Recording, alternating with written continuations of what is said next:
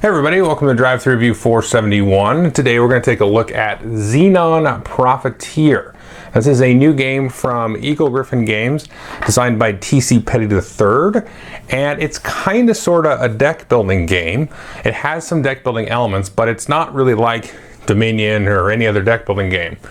You do have a deck of cards. You will be adding cards and removing cards out of that deck, and what you are doing is you are trying to pull out or extract xenon from air. So it's set in the future, and people have discovered that xenon is like this super crazy chemical or substance that they can use to power everything, and everything runs on it. If you kind of know the Dune universe, it's kind of like the spice of the, this galaxy or the solar system. So xenon is like the prime thing that you can extract, and you can do everything with it.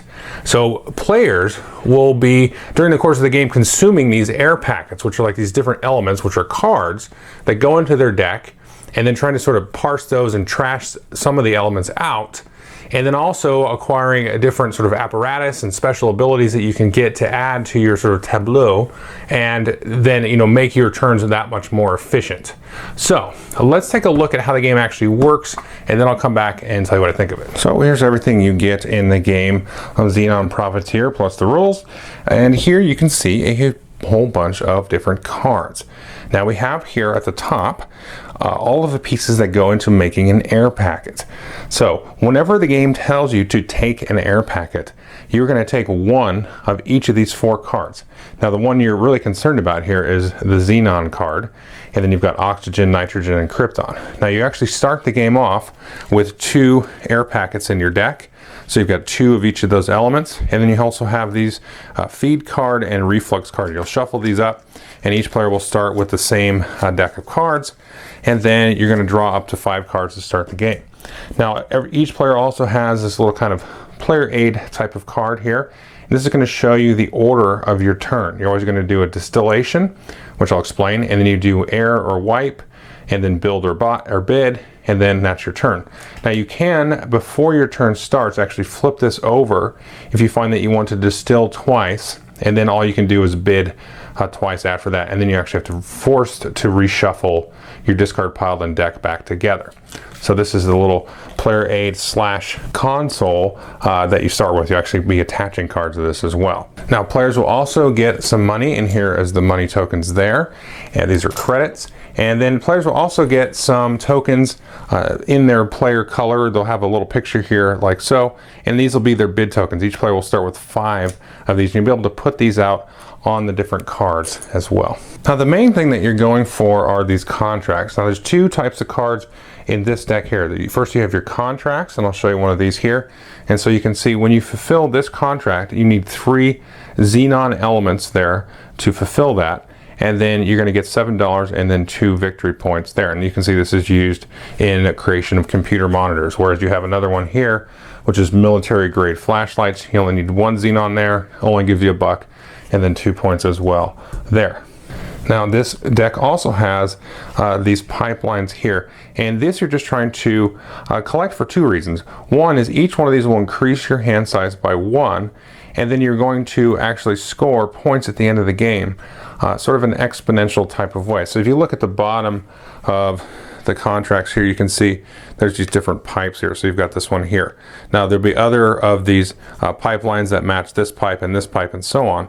So if at the end of the game you just have like one of these, then you just have 1 point for that one.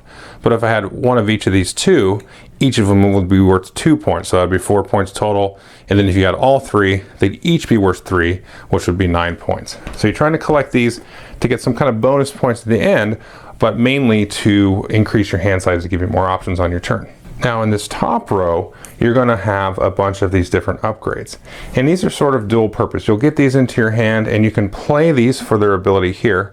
So this one says you can play it during your distill step, and you can look at the top card of the system, which is your draw deck, and you can draw or discard it. And so you can play those, or you can actually attach these to your apparatus here, your central console. and then you'll be able to have that ability at all times. So there's several of these that you can purchase, and the game will end when one player has either 5 contracts kind of coming out of this side of their console, or they've completed 5 contracts which they'll attach to this side here. And then that will trigger the end of the game. And one interesting aspect of the end of the game, I'll just talk about it now, is whoever triggers it can take this token and they can either choose to make it their final turn, or they can take 3 points right away. So if I trigger the game, I can take this, I take it, and I've got 3 points at the end of the game. That's it. Everybody else gets a turn, and that's it. But if I flip it over to final turn, then everybody else will get a turn, and then I will get one last turn. So if I think I can score more than 3 points on my turn, then I'll take that shot and then play for a final turn, or else I get 3 points. So what are the steps on your turn? Well, the first thing you can do is distill. Now let's say I had drawn a hand of 5 cards, and these were the cards that I drew. Then when you distill, you're actually going to walk down this element tree. So the first thing you're going to look at is nitrogen. So if I have any nitrogen in my hand, I get to remove all of the nitrogen. So in this case, I've got 2 nitrogens. That's pretty good. So these are junk. You don't want anything except for xenon in your hand. So I'm going to remove 2 nitrogen.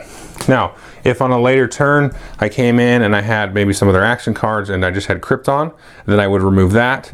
And then at any point after you do your distillation action, if the only thing you have left here is xenon, then you get to put this down over here and you'll start adding xenon to the side. So this is xenon that you've extracted successfully, you've got it, and then you can now spend it to acquire the different contracts, or actually fulfill the different contracts. As you get contracts, you'll want to acquire xenon, and then once you have enough xenon to fulfill it, then you'll flip it over and then you've completed it.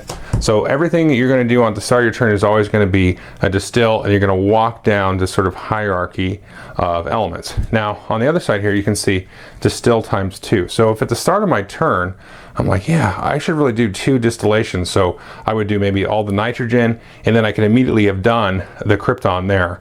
So I could do those 2 distillations for that turn and immediately got to the xenon. And so you can see though your options are limited. The only thing you can do after distilling twice is 2 bids, which I'll explain what a bid is in a minute. But after that, you're going to reshuffle all your draw deck and discard pile back together, and then you're going to leave this like so. And then at the start of your next turn, you're going to flip this over, because you cannot do 2 of these types of actions here. And what this mode is it's called overtime mode. So you can't do 2 overtimes in a row. So once you do a distill action, then normally you can do an air or wipe. And whenever you do an air, you're actually going to take an air packet. So you're going to take 1, 2, 3, 4, one of each of those elements. They're going to go into your discard pile.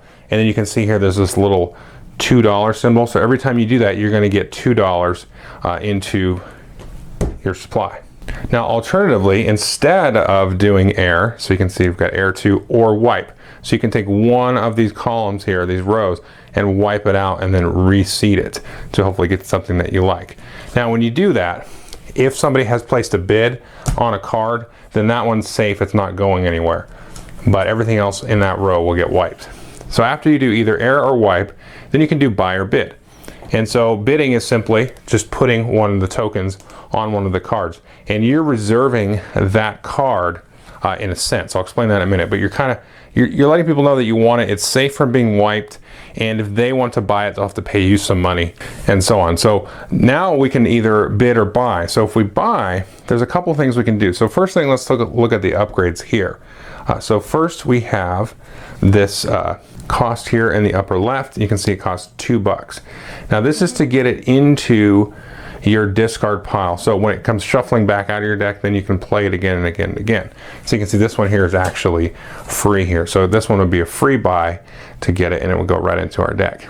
Now, once this comes back out later, you can pay this cost here, this little number there, and you can actually put that out and attach that permanently to have that effect permanently. So this pressure swing absorption, you could buy it for $3, and then on a later turn, when it comes back out, you can either play it and just do the ability. In this case, during your distill, you would play this card and you can distill all the nitrogen in your hand. So you could play that, for example, distill all the nitrogen and then distill whatever else is left, kind of working down that hierarchy. Or I could also just pay the $5 and then go ahead and attach it to my console. But you'll also notice down here in the right hand lower right hand corner is $8, and that's basically these two numbers added together. So if this was sitting out here, I could pay the $8 just to move it right to my console and attach it like so. So that's how you buy one of those. Now the contracts, you just take one and then you just attach it like that here to your right side of your console, and then this will just be sitting here. And then as soon as you have enough Xenon, in this case all you need is the 1, you'll flip it over, but you'll acquire this much money, and then it'll be worth 2 points there at the end of the game. Now the pipelines here, these cost $5. This one is going to attach, and then you just, like I said, you get the extra hand size bonus. In this case you could drop the 6 cards, and then you get the little scoring at the end. Now if I had one of my own bid tokens on a card, we'll just put it here, or actually here, then when I go to buy it, I can buy it for $1 cheaper. But let's say somebody else had that bid token on there, I would have to pay the full amount, and then now I've got to pay them an additional $1. So on your turn, when you go to place a bid, you can place one of your tokens on any card. You could even place it on the same card, or another player could place it on that card. So as long as there's a bid token on it at all, it won't get wiped if anybody does a wipe. But let's take a look at this scenario here. Let's say in this case here, the red player wanted to buy this card. So we come back around, we've got some bid tokens on it. Now red's gonna buy it, so they can buy it for $2 cheaper. So instead of 3, they pay 1. But they still have to pay here, the green player, an extra $1. And it is feasible to actually receive money with bid tokens. So if you look at the contracts, there's no cost actually to buy those. Those are always 0. So if I put a bid token on this, I can put it on there like that. And then if somebody else wanted to buy it, they'd get the contract for free, but they'd have to pay me $1.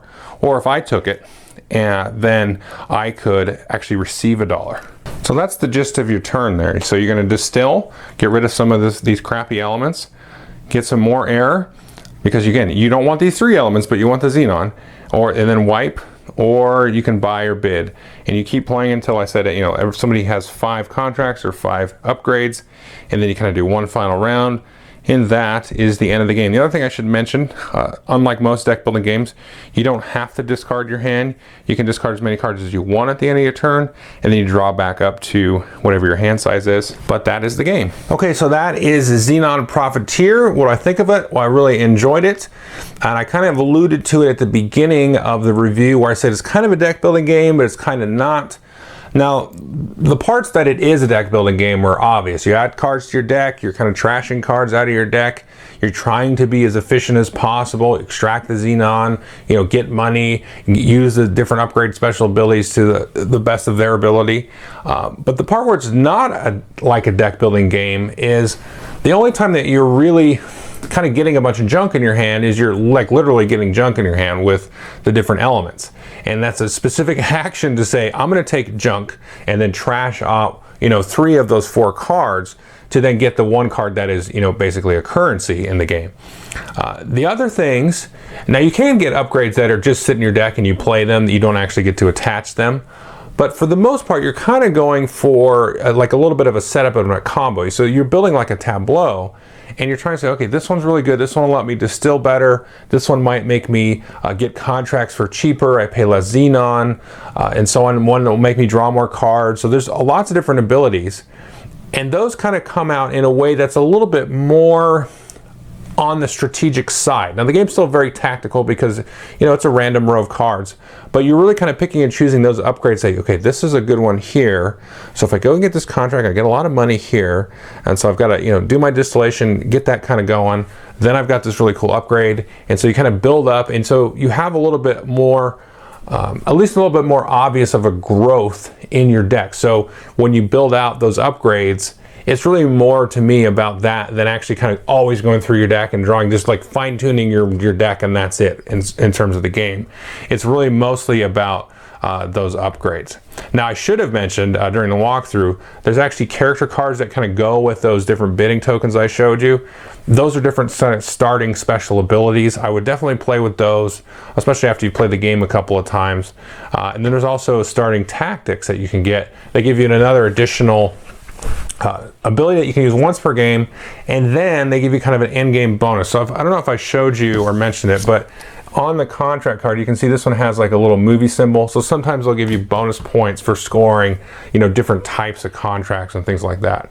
So I would definitely play with those. So the game has deck building elements to it, but I think it's very different in how it approaches it. And so it's a little bit more thinky. And the one thing that occurred to me when I was playing it was it's kind of like Ascension and Dominion kind of mashed together. So because if you think of Dominion, you have that kind of thing where you sit out and you look at all the cards. You're like, okay, that one, I'll buy a couple of those and I'll get some of these. And then later on in the game, I'll buy this one and then I'll be going along. So this kind of has that aspect to it where you're looking at the upgrades. You want to play the game a couple of times to get to know the upgrades as well.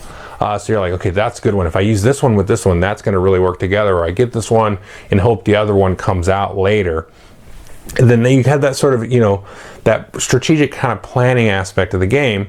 But then again, it's all kind of tactical and there's a row of cards. So you've got to stay on your feet a little bit. So I like that kind of marriage of those sort of two aspects of it. And then once you've got, you know, a couple of upgrades out there, then you're like, you're humming right along. So anyway, let's take a look at this one. I highly recommend the game. It's a very different kind of, a little bit more thinky deck building game, but I don't want to say that in such a way that people go, oh, it's a big brain burner, because it's not. It's definitely easy to get into, and once you kind of get in that sort of step through of the process of your turn, kind of distill, do this, do that, then the turns start to pick up really well. And I actually should mention, I do like the whole like going into overtime mode is a kind of an interesting, I don't know, it's just kind of a different kind of thing that I really like about the game. And you know, I don't want to get too wonky here, but there are a couple of like little elements and sort of subtleties in the design of it that I'm like, okay, so it feels kind of like somebody studied deck building and then kind of went after some of the weaknesses that are inherent in deck building. So that's a little bit kind of, you know, wonky design talk, but I thought that was kind of interesting, like the whole way the game ends with the little turn token and stuff like that too. So definitely take a look at this one. Thanks.